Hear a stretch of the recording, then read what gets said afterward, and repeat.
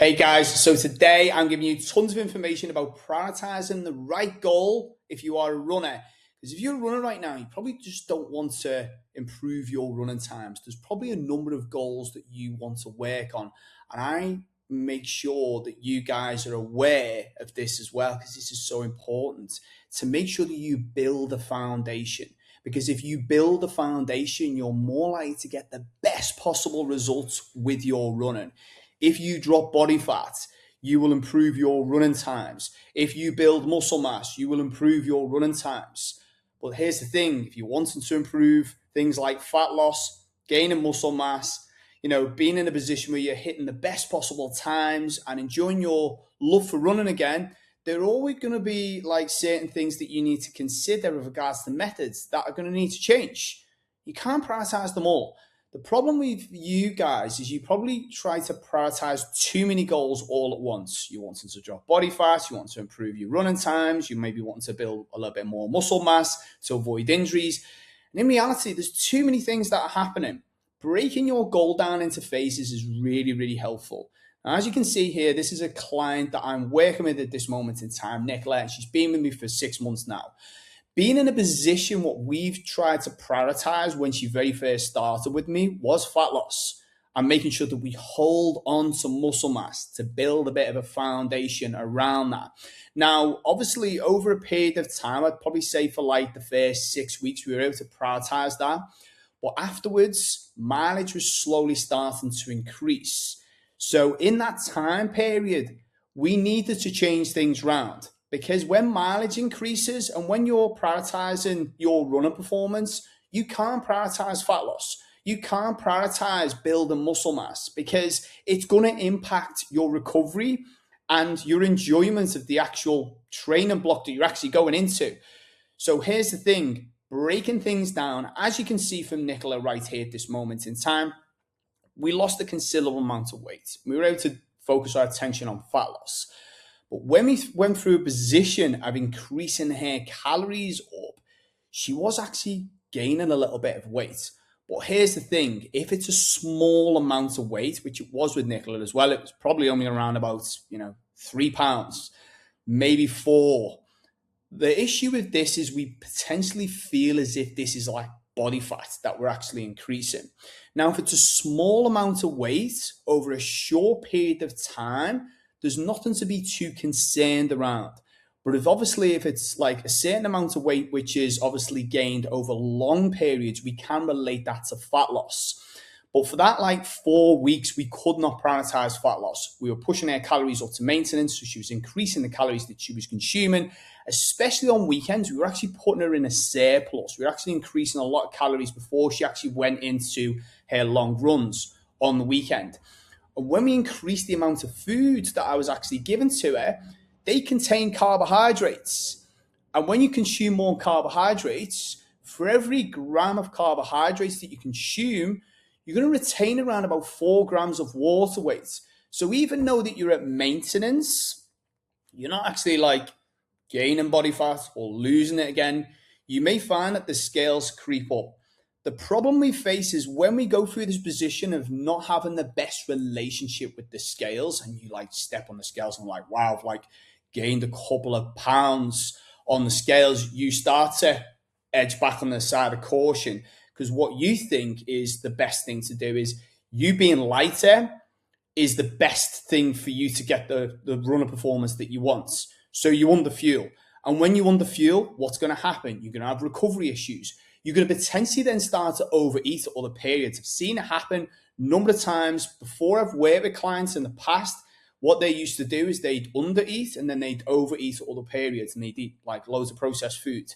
And they actually increased and had more calories that they'd actually consume when they tried to do this. So they're actually defeating the object of maintaining their body fat in the first place. So here's the thing. We noticed a slight increase in that because we were increasing the calories. Once we got to a position where the marathon was completed, it was a successful marathon, she enjoyed the race, she actually enjoyed the part of the training block that she was in as well because we weren't restricting her foods. We were in a position where we were able to take away, intense strength training sessions as well because we couldn't prioritize that. What happened then is she built a bit of a foundation before actually going into the race itself. And then when the race was finished, obviously for the first week, we then prioritized a recovery phase. We don't want to just go, right, fat loss straight away. It's like, can't do that. Then we started to slowly bring our calories down because our mileage wasn't increasing. And then what we were in a position to do then was we started to bring in intense workouts because the goal wasn't to work on, a high mileage and intense running and hit PB times or whatever else. The focus changed. And when you start to focus on one thing at once and you understand how weight loss actually works related to fat loss, then you're less likely to undereat, then you're more likely to fuel your runs and play the long game, not the short game where you're like, I just want to get through this and hit this goal. Because if you feel a little bit lost of things, guys, with regards to the goals that you need to hit, it's so, so important that you prioritize things and break that goal down. And I'm talking like 6 minimum months. I'm talking more like 12 months, because through your calendar year, if you want to maybe lose a considerable amount of weight, you're also in a position where you're like, I need to build muscle mass. I want to improve my running performance. You have to build that foundation. Now, as you can see, there's obviously, there's going to be certain dips as well. Like, it's never always going to be linear. It's not like if you lose weight every single week. There's going to be little dips, and that could be like maybe going away on holiday, maybe consuming slightly more foods.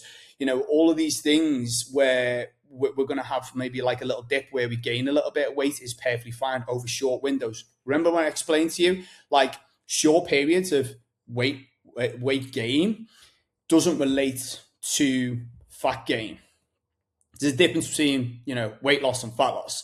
So we need to consider that over long durations. That's when it probably relates more to fat loss. So taking different measurements is really helpful. And you look at the progress that Nicola's made now over a 6-month period. It's like amazing. And she's still progressing now. It's like we're still focusing our attention on a number of things to help herself move forwards.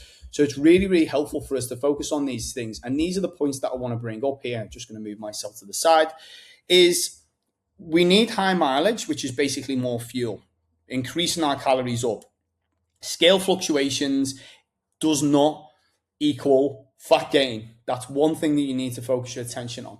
Off season, we need to build that foundation. If you're in a position, and this is probably the best way to improve your running times, by the way, is build the foundation before you actually get into the training block itself anyway.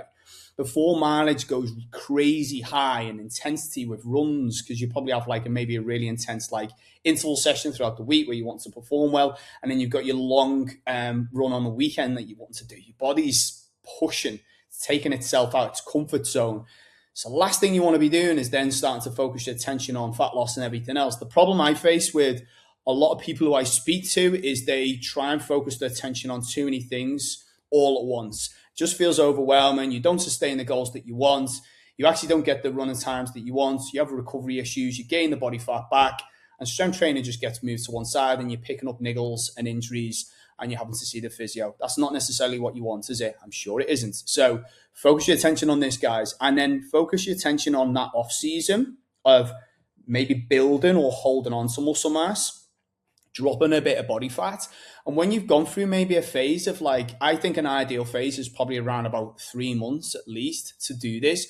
What happens then is once you've dropped that body fat and you've started to maybe focus your attention on, consistent strength training, holding on to muscle mass, or you may be in a position where you don't necessarily want to drop body fat too much. You might be building on muscle mass, because remember, it's really hard for us to drop body fat and build muscle mass at the same time. So prioritizing either one or the other, building that foundation, and then going into your running phase that you're going into in your training block, and then moving them goals to one side because you built that foundation.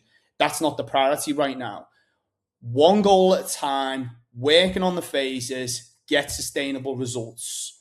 It fits so much easier for you guys. And the problem you face sometimes is you probably feel a little bit overwhelmed with all of these things, which I totally understand.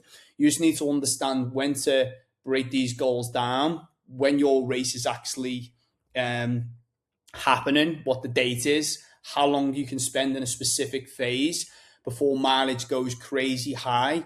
Because once you start to do this, you start to get the sustainable results. You get the best possible fat loss results as well, because you can prioritize this, and you start to have more of a maintained result that you get, because you've probably gone through the hamster wheel of like dropping body fat, gaining it back again, going to see the physio, picking up these like boring exercises from the physio, doing them just to get yourself to the start line, strapping yourself up, and you're like, let's just go and get this race done. And it's like, it's not enjoyable.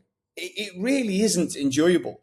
You start to lose your love for running when you go through these phases where you go into a training block and you're pushing so much as well. And this all or nothing mentality, or this like being totally on the wagon and then off it again, is very, very common for runners as well. And the reason probably for this is you haven't got the structure. You don't play the long game. You don't break that goal down into phases. When you start to do this, just like Nicola, you start to see considerable results with your fat loss. You start to enjoy your love for running again. You feel like it starts to become a little bit more sustainable with nutrition and strength training, because you understand when to switch things around. The last thing, it has to fit in with your busy life. Nicola has got a little lad. She's also quite busy with work. It's like we needed to find something which is practical and convenient, whether it's like a workout at home, which is like 30 minutes, 40 minutes long. It's quick, easy, and convenient. It can be flexible and change around on different days. Nutrition is simple. It's like foods which can be made in a really short period of time. You don't have to think about these things, about what you should be eating. When you start to do that, you start to get amazing results, guys, and it starts to become a little bit more sustainable. So if this message hits home and you're in a position right now where you feel lost with strength and nutrition, you're like not too sure which direction to go in, and you want to be like all the successful clients that I've helped, all the hundreds of runners that I've helped drop body fat, sustain that fat loss, build muscle mass, start to find your love for running, have strength training, which has got a little bit more direction with regards to your running mileages, then the best thing you can do is you can book a call in with me. You can have a little chat with me. You can run through a few ideas to help yourself move in the right direction. I'll speak to you soon.